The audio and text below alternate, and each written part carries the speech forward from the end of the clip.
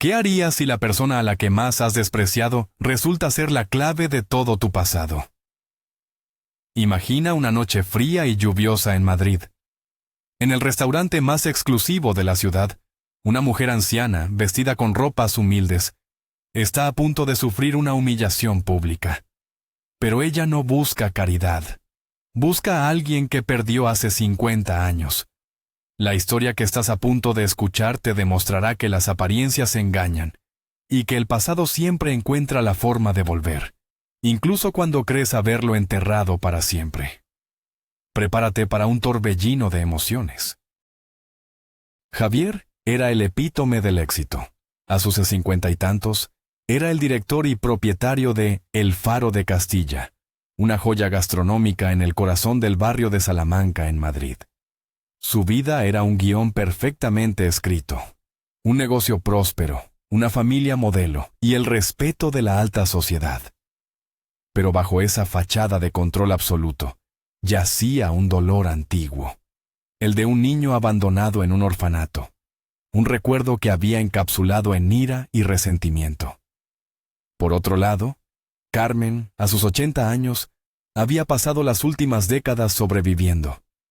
La vida le había arrebatado todo, a su marido, su salud y su hogar.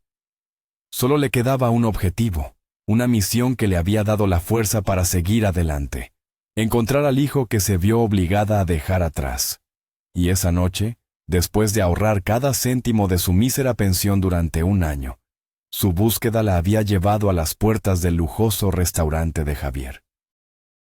La llovizna helada de diciembre se pegaba a los cristales del restaurante El Faro de Castilla.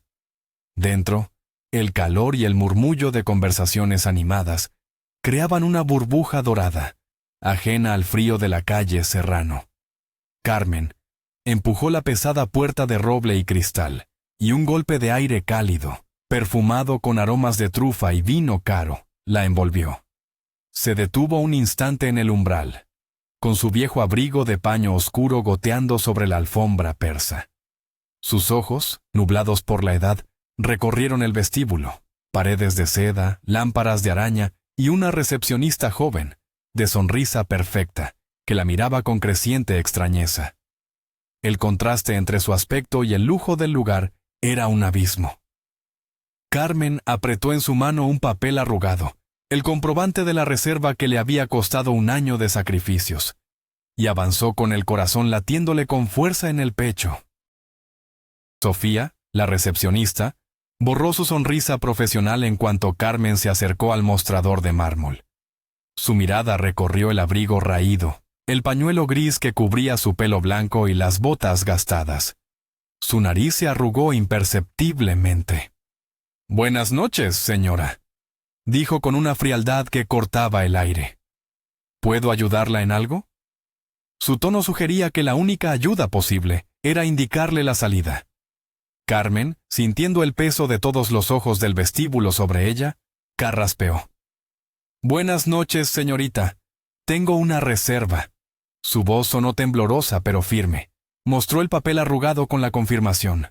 Sofía lo miró sin tocarlo, como si temiera contagiarse de pobreza. «Debe haber un error», sentenció, con una condescendencia afilada. «Este no es el tipo de lugar que...» No terminó la frase. No hacía falta. La humillación ya estaba servida. «No hay ningún error, señorita. El pago está hecho», insistió Carmen, sintiendo cómo un rubor de vergüenza le subía por las mejillas. Podía sentir las miradas de los clientes que esperaban mesa, susurros que la señalaban como una intrusa, una mancha en el lienzo perfecto del restaurante. La recepcionista, Sofía, ya no disimulaba su desdén. Levantó una ceja perfectamente depilada y chasqueó los dedos. «Mateo, por favor, ven aquí un momento». Un guardia de seguridad corpulento, con un auricular discreto, se acercó con paso lento. «¿Qué ocurre, Sofía?», preguntó. Su voz era un murmullo grave. «Esta señora parece desorientada», dijo Sofía en voz alta para que todos oyeran. «Dice que tiene una reserva, pero es evidente que se ha equivocado de lugar. Acompáñela a la salida con amabilidad. La palabra amabilidad sonó como un insulto, una formalidad vacía para deshacerse de la basura. Mateo, el guardia, miró a Carmen. Era un hombre joven, pero en sus ojos había un atisbo de compasión. Vio la dignidad herida en la postura de la anciana, la forma en que apretaba su bolso gastado contra el pecho. «Señora, ¿me permite su DNI y el comprobante?», preguntó en un tono más suave que el de Sofía. Carmen, agradecida por ese pequeño gesto de humanidad, sacó de su bolso un monedero viejo, y de él, con manos temblorosas, su documento de identidad. Mateo lo tomó y lo examinó junto al papel de la reserva. Sus ojos se abrieron con sorpresa. Miró a Sofía. La reserva es real. Carmen García. Y está pagada por adelantado. La recepcionista lo miró incrédula. «Eso es imposible», siseó. «¿Quién pagaría una fortuna para que esta mujer cene aquí? Revisa el sistema. Debe ser un fraude o una broma de mal gusto». Mientras Mateo tecleaba en el ordenador de la recepción, Carmen se sentía cada vez más pequeña. El murmullo a su alrededor se había convertido en un zumbido hostil. Podía oír fragmentos de frases. «¡Qué descaro! La seguridad de este sitio ya no es lo que era. Arruinan el ambiente». Cada palabra era una pequeña aguja clavándose en su piel. Se encogió dentro de su abrigo, deseando volverse invisible. Solo quería ver a su hijo, hablar con él. No había previsto esta muralla de desprecio, este juicio sumarísimo basado únicamente en su ropa. Mateo levantó la vista del ordenador. Su expresión era una mezcla de confusión y resignación. «La reserva es válida, Sofía. Pagada con tarjeta hace una semana. No hay error». Sofía lo fulminó con la mirada. «Esto es inaceptable. El señor director se va a enfadar. No podemos permitir que esta señora se siente en nuestro salón». «No he venido a cenar», interrumpió Carmen, su voz recuperando algo de fuerza. «Necesito hablar con el director, con el señor Javier. Es un asunto muy importante, un asunto personal». La mención del nombre del director pareció enfurecer aún más a Sofía. Una risa corta y despectiva escapó de sus labios pintados de rojo. «¿Con el director? ¿Usted? Por favor, señora, sea razonable. El señor Javier es un hombre muy ocupado. No recibe a cualquiera, y mucho menos». Dejó la frase en el aire, pero su mirada lo dijo todo. La idea de que aquella anciana pobre pudiera tener algo que ver con su impecable jefe era para ella un disparate. «Llama al director», le espetó a Mateo. «Que se encargue él. Yo no pienso lidiar con esto. Es su problema si la reputación del restaurante se va por el desagüe». Carmen no esperó. Sabía que si se quedaba quieta, la expulsarían. Con una determinación que nació de la desesperación, bordeó el mostrador y se dirigió hacia la gran escalera de caracol iluminada que llevaba al salón principal. «Señora, espere, no puede subir», gritó Sofía, escandalizada. Mateo hizo un amago de detenerla, pero algo en la mirada suplicante de Carmen lo frenó. La dejó pasar.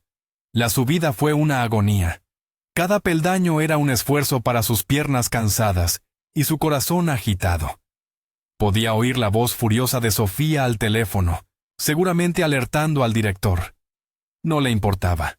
Había llegado demasiado lejos para rendirse ahora. Al llegar a lo alto, empujó una puerta de doble hoja y entró en el corazón del Faro de Castilla. El ruido, la luz y el lujo la golpearon de lleno. El salón era un mar de mesas vestidas de lino blanco, cubertería de plata que brillaba bajo la luz de las lámparas, y clientes vestidos con sus mejores galas. Hombres con trajes caros y mujeres con joyas centelleantes. El aire vibraba con risas, el tintineo de las copas de cristal y el ir y venir de camareros uniformados que se movían con la gracia de bailarines. Carmen se sintió completamente fuera de lugar, como un gorrión en una jaula de pavos reales.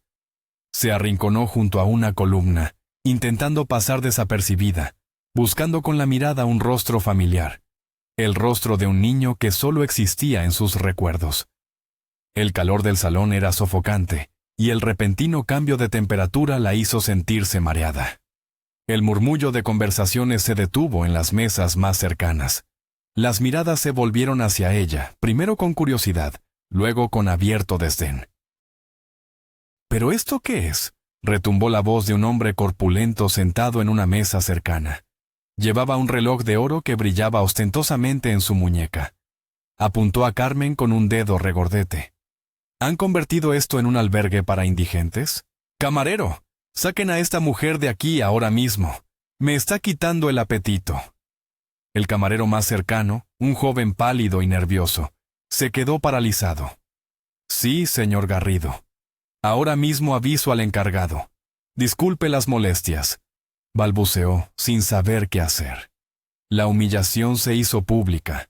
Las risas y los comentarios despectivos empezaron a llover sobre Carmen. Se sentía desnuda, expuesta ante un tribunal de extraños que la juzgaba sin conocerla. Apretó los puños dentro de los bolsillos de su abrigo, luchando contra las lágrimas que amenazaban con brotar. ¡Qué vergüenza!, exclamó una mujer con un collar de perlas, abanicándose con la carta de vinos. Pagamos una fortuna para disfrutar de una velada tranquila, no para ver este espectáculo tan desagradable. Su marido asintió con gravedad. Javier debería controlar mejor quién entra en su establecimiento. Esto daña su imagen. El veneno de sus palabras se extendía por el salón, contagiando a otras mesas. Carmen se encogió aún más. Cada comentario era un golpe. Se preguntó si su hijo, su Pablito, se habría convertido en una de esas personas. Un hombre frío y arrogante, que juzgaba a los demás por su cartera. El miedo se apoderó de ella, un miedo más profundo que la vergüenza. El miedo a que el niño que recordaba hubiera desaparecido para siempre, reemplazado por un extraño sin corazón. En un rincón, un grupo de camareros observaba la escena con impotencia. Una joven camarera llamada Irene no podía soportarlo. «Esto es inhumano», susurró a un compañero. «Es una mujer mayor. ¿Cómo pueden ser tan crueles? Voy a buscar al director». Su compañero la agarró del brazo. «Irene, no te metas. Sabes cómo son estos clientes. El señor Javier se pondrá de su lado. Siempre lo hace. Son los que pagan las facturas. La echarán a ella y tú te buscarás un problema». Pero Irene negó con la cabeza. «Hay cosas más importantes que el dinero», dijo con convicción, y se escabulló hacia la cocina, decidida a encontrar a Javier y contarle la injusticia que se estaba cometiendo en su salón. Mientras tanto, el ambiente se había vuelto insoportable. Carmen solo quería huir, pero la idea de irse sin cumplir su misión la mantenía anclada al suelo. El señor Garrido, envalentonado por el alcohol y el apoyo de los demás comensales, se levantó de su silla y se acercó a Carmen con una sonrisa burlona. Apestaba a vino y a prepotencia. «Vamos, abuela, anímanos la noche», dijo con voz pastosa. «¿Por qué no nos cantas una cancioncilla o nos bailas algo? Te daremos unas monedas para el metro». El salón estalló en carcajadas crueles. La humillación alcanzó su punto álgido. Carmen cerró los ojos, sintiendo que el suelo se abría bajo sus pies. Un nudo apretado se formó en su garganta, impidiéndole respirar. Las lágrimas finalmente ganaron la batalla y comenzaron a rodar silenciosamente por sus arrugadas mejillas. Se sentía atrapada, indefensa, un animal acorralado por una jauría. Dio media vuelta, dispuesta a rendirse y marcharse. Ya no podía soportar más. Justo cuando se dirigía hacia la puerta, ésta se abrió de golpe. Un hombre alto, de cabello entrecano perfectamente peinado, y vestido con un traje a medida impecable, apareció en el umbral. Su presencia impuso un silencio inmediato en el salón. Era Javier. Su mandíbula estaba tensa, y sus ojos azules, fríos como el hielo, recorrieron la escena con autoridad. ¿Se puede saber qué está pasando aquí? Su voz era grave y resonante. acostumbrada a dar órdenes y ser obedecida. Carmen se quedó paralizada. El corazón le dio un vuelco tan violento que tuvo que apoyarse en la pared. Era él. Había envejecido.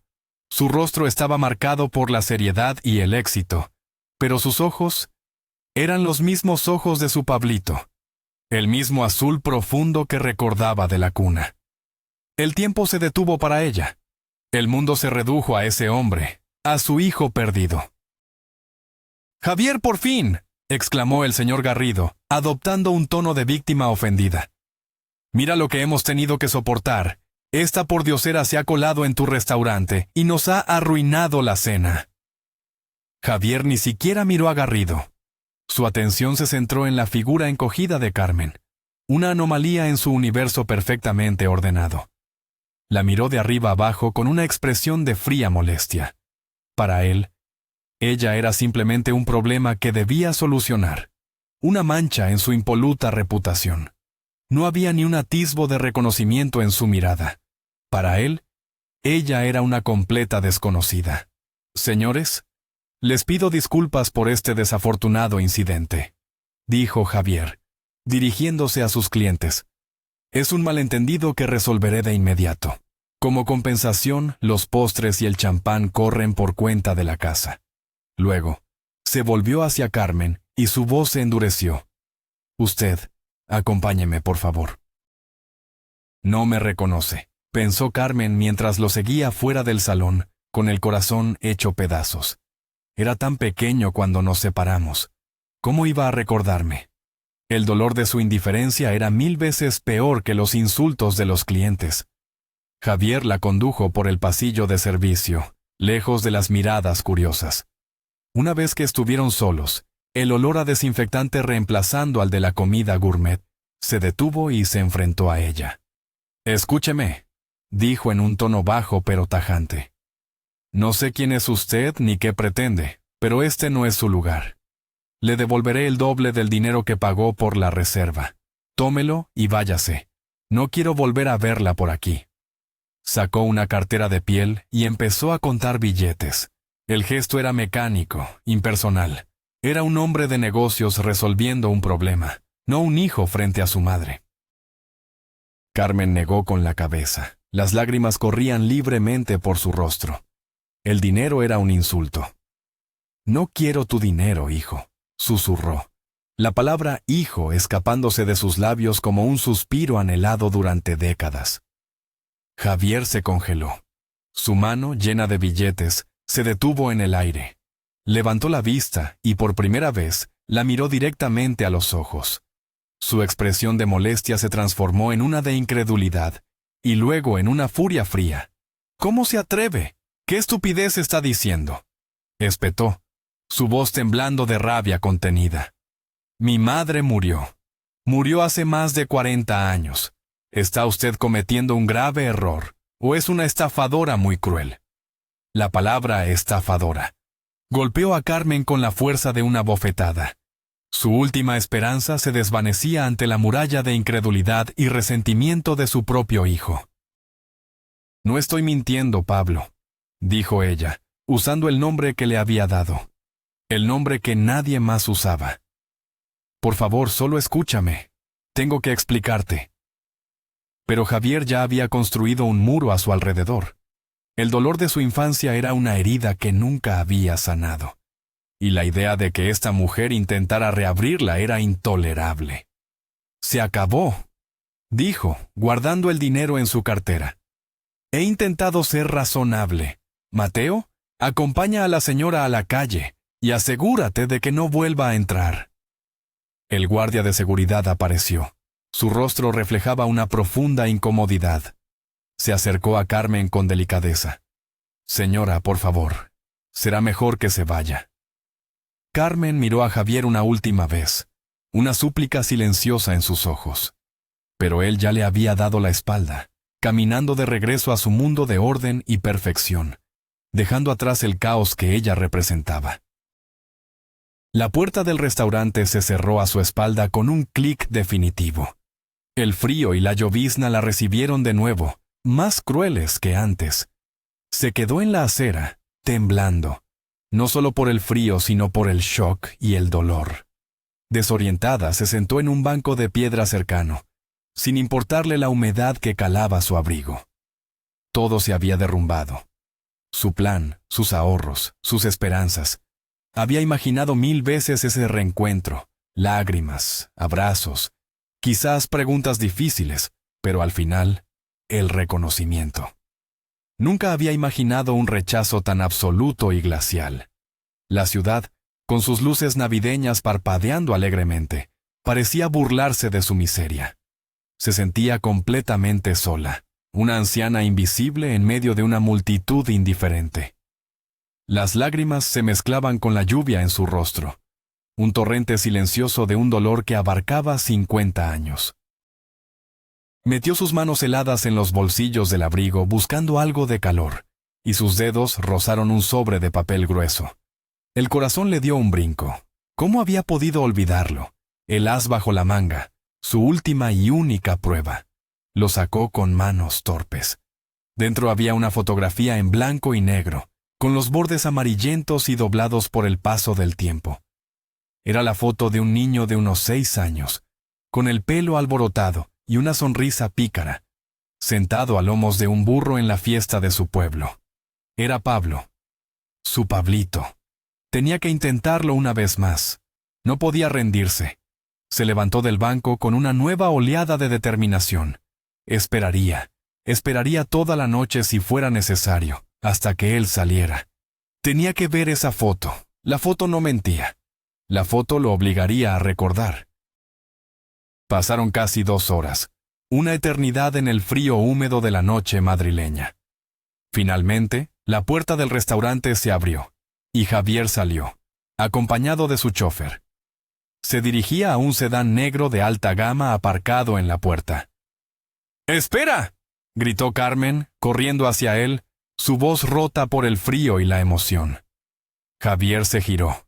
Su rostro era una máscara de impaciencia. ¿Otra vez usted? Le dije que se fuera. Si no lo hace ahora mismo, llamaré a la policía. Estaba a punto de meterse en el coche cuando sus ojos se fijaron en lo que ella sostenía en la mano. La fotografía. Se detuvo en seco, con la mano en la manilla de la puerta. Se acercó a ella lentamente, como si se acercaran a un fantasma. ¿De dónde ha sacado eso?, preguntó, su voz apenas un susurro ronco. Te la hicieron en la fiesta del pueblo, cuando cumpliste 6 años, explicó Carmen, su voz temblorosa pero clara. Vino un fotógrafo ambulante. Hice 2 copias. Una se perdió. Javier sabía que no se había perdido. La otra copia, idéntica, estaba en un viejo álbum de fotos en su casa. Era la única posesión que llevó consigo del orfanato. La única conexión tangible con un pasado que le habían dicho que estaba muerto. Miró de la foto al rostro arrugado de la mujer. Por primera vez, la vio de verdad. Buscó un rastro de familiaridad en sus rasgos, una sombra de la madre que apenas recordaba.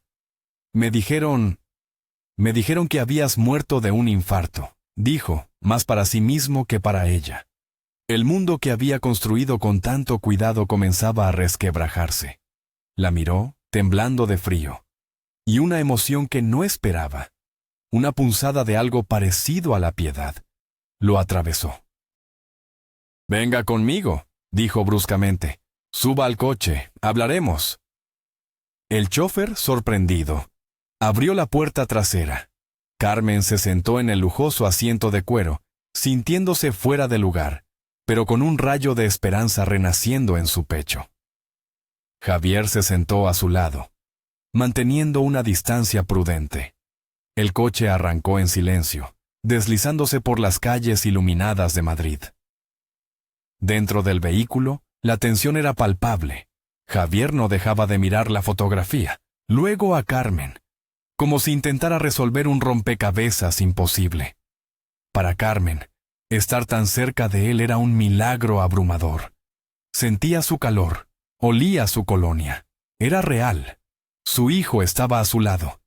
El corazón de Javier, sin embargo, era un caos de emociones contradictorias. La alegría de un descubrimiento imposible, luchaba contra la rabia de 50 años de abandono. ¿Por qué? Fue lo primero que dijo cuando llegaron a su despacho, un espacio elegante y minimalista en un edificio de oficinas cercano. Si eres quien dices ser, ¿por qué me abandonaste? La pregunta estaba cargada de todo el dolor y la confusión de un niño. Carmen, sentada en una silla frente a su imponente escritorio de caoba, respiró hondo. Era el momento de la verdad. Nunca quise abandonarte, Pablito. Escúchame, por favor. Tu padre, Iván, murió ahogado en el río cuando yo estaba embarazada de ti. Fue un golpe terrible. Me quedé sola. Después de que nacieras, eras mi única alegría. Pero mi corazón siempre había tenido problemas de corazón. Empeoró. Los médicos me dijeron que necesitaba una operación muy arriesgada, que las posibilidades de sobrevivir eran pocas, y la recuperación sería larga. No tenía a nadie. Mis hermanos, tus tíos, no quisieron hacerse cargo de ti. Tenían sus propias familias, sus propios problemas. La voz de Carmen se quebró, pero continuó, reviviendo el peor momento de su vida. No había otra opción. Tuve que dejarte en el orfanato. Les dije que era temporal, solo hasta que me recuperara. Recuerdo tus ojos, Pablito, cuando te dejé allí. Me suplicabas que no me fuera. Ese recuerdo me ha perseguido cada día de mi vida. Javier escuchaba en silencio, su rostro impasible, pero sus nudillos, blancos de apretar los puños, delataban su tormenta interior. Recordaba vagamente los muros grises del orfanato, la sensación de soledad. Recordaba esperar cada domingo junto a la ventana, esperando a una madre que nunca llegó. La operación fue un éxito, un milagro.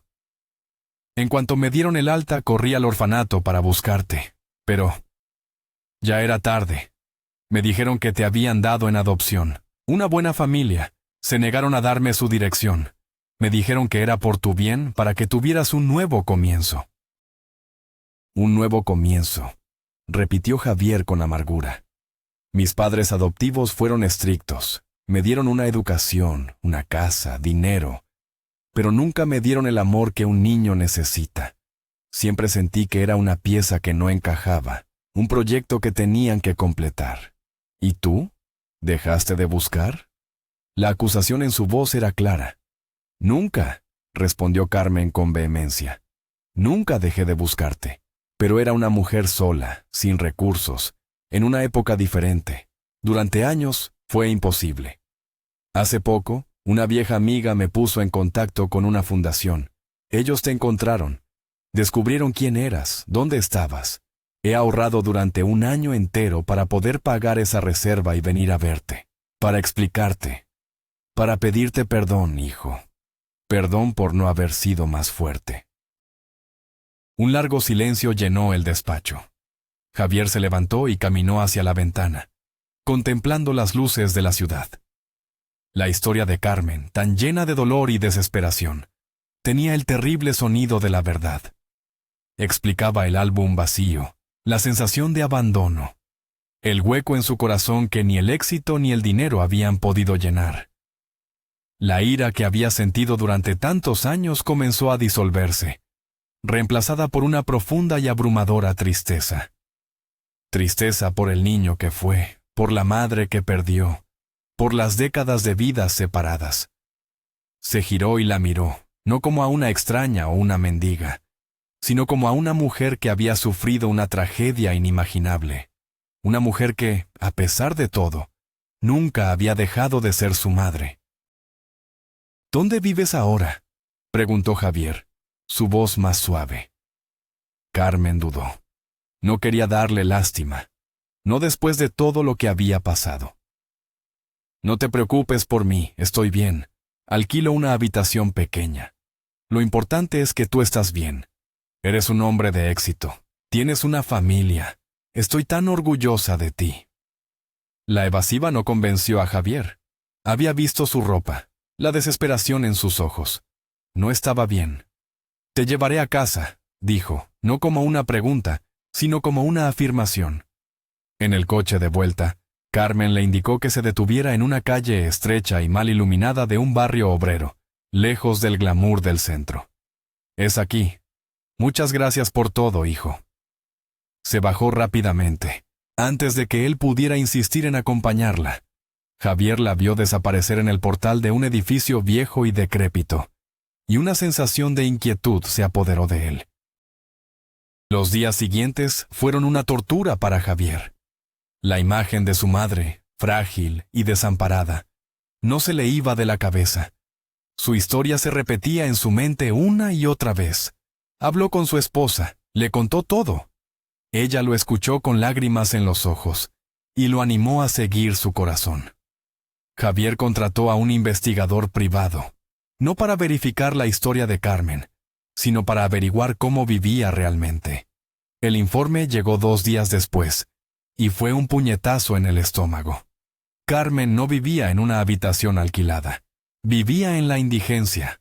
El conserje de aquel edificio, un hombre de buen corazón, le permitía dormir en un pequeño trastero en el sótano, un cuartucho húmedo y sin ventanas, a cambio de que le ayudara con la limpieza. El orgullo le había impedido contarle la verdad. No quería su caridad, solo su perdón. Esa misma tarde, Javier condujo hasta el edificio. Bajó al sótano, un lugar que olía a humedad y a polvo. La puerta del trastero estaba entreabierta. Dentro, vio a Carmen sentada en un catre destartalado, remendando su viejo abrigo bajo la luz de una bombilla desnuda. Al verlo, se sobresaltó, avergonzada de que la viera en aquella miseria. Javier entró en el cuartucho. El espacio era tan pequeño que casi tenía que agacharse. Miró el catre, la pequeña estufa eléctrica, la única silla, y la entendió. Entendió la profundidad de su sacrificio, la fuerza de su amor. Las últimas barreras de su corazón se derrumbaron. Las lágrimas llenaron sus ojos, lágrimas que no había derramado desde que era un niño. Se arrodilló frente a ella, tomó sus manos ásperas y arrugadas entre las suyas, y las besó. «Mamá», dijo, la palabra sonando extraña y a la vez perfecta en sus labios. «Perdóname tú a mí, por mi ceguera, por mi dureza». Carmen lloraba en silencio, una mezcla de alegría y alivio que le quitaba el aliento. Javier se puso en pie y la ayudó a levantarse. «Vámonos de aquí», le dijo con una sonrisa temblorosa. «¿A dónde?», preguntó ella, confundida. Él la miró con todo el amor que había mantenido reprimido durante 50 años. «A casa, a nuestra casa. Tienes que conocer a tu nuera y a tus nietos. Tienes 3, y te están esperando». Carmen lo miró, y en los ojos azules de su hijo, vio por fin el hogar que había estado buscando toda su vida. Y así, en la oscuridad de un sótano húmedo, la luz finalmente entró en la vida de Carmen y Javier. No fue un final de cuento de hadas, sino el comienzo de algo mucho más real. La reconstrucción de una familia rota por el tiempo y la desgracia. Javier despidió a la recepcionista y al guardia de seguridad, no por maldad, sino porque su restaurante necesitaba un corazón, no solo reglas. Le dio a su madre un hogar, pero ella le devolvió algo mucho más valioso: la capacidad de perdonar y de amar incondicionalmente. Le devolvió el pasado que necesitaba para poder construir un futuro completo. Porque a veces, la mayor riqueza no está en lo que construyes, sino en lo que eres capaz de recuperar. Gracias por acompañarnos en este viaje emocional. Si esta historia te ha conmovido, por favor, dale a me gusta, suscríbete a nuestro canal y comparte tu opinión en los comentarios.